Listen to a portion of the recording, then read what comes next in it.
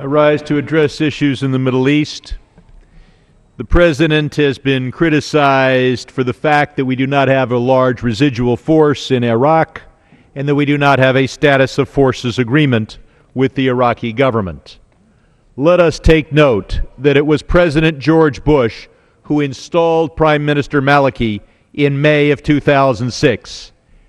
President George Bush's decision to allow Maliki to take power and to allow him to keep power is directly responsible for most of the woes facing Iraq today.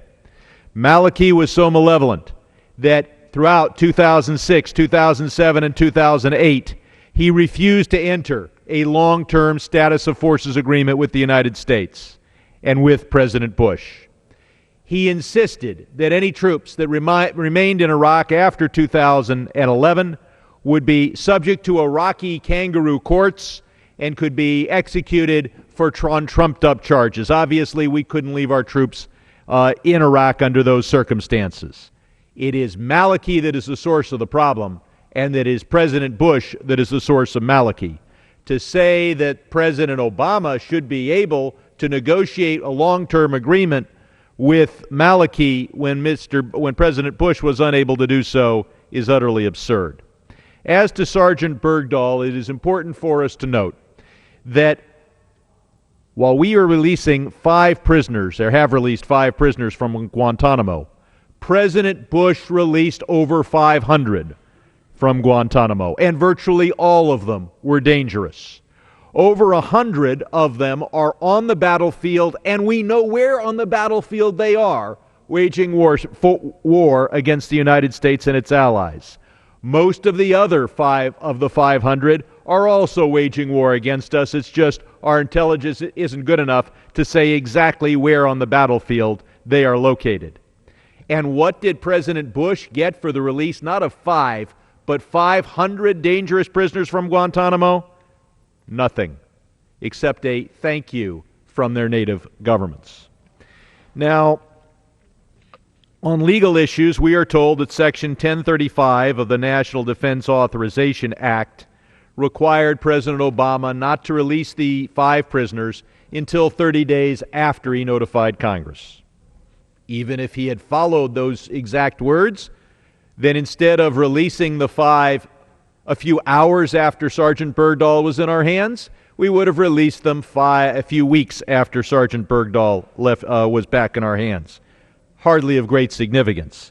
But more importantly, the President has the constitutional right as Commander-in-Chief to engage in prisoner exchanges. In fact, the last Republican Attorney General of the United States, Michael Murkowski, said that very thing just recently. So the President was on firm legal ground in deciding that he had the authority to take this action without a 30-day notification of Congress. That being said, it would have been preferable if President Obama had in fact discussed the matter with key congressional leaders. America is strongest when the President views Congress as a source of counsel, a source of advice, rather than a group of enemies to be notified only when such notification is explicitly compelled by constitutionally valid statutes. Whether this deal is a good deal, time will tell. It was a judgment call. But the President could have benefited from the counsel of Congress. It is particularly insulting for some to say that Congress is not a source of counsel, but just a source of leaks.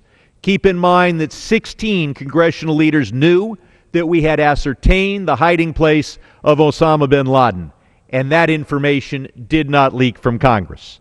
I hope in the future, President Obama and future presidents consults key members of Congress when making a difficult decision. We are told that we don't negotiate with terrorists. Nothing could be further from the truth. President Bush negotiated with each and every terrorist regime, each and every identified state sponsor of terrorism: Cuba, Iran, Sudan, Syria, North Korea. The Bush administration paid a ransom to an al-Qaeda affiliate for the release of Martin and Gracia Burnham. Secretary Colin Powell designated the Afghan Taliban as an organization authorized for legal negotiations. It is also said that a prisoner exchange alerts our enemies to the fact that we value our prisoners, that we will not want to leave anyone on the battlefield, as if this is news disclosed to the world in June of 2014. The fact is, the gentleman's time has expired. We have always valued those detained by the enemy, and the enemy has always known that. I yield back. The gentleman's time has expired. The chair recognizes the gentleman from Texas, Mr. Gallego, for 5 minutes.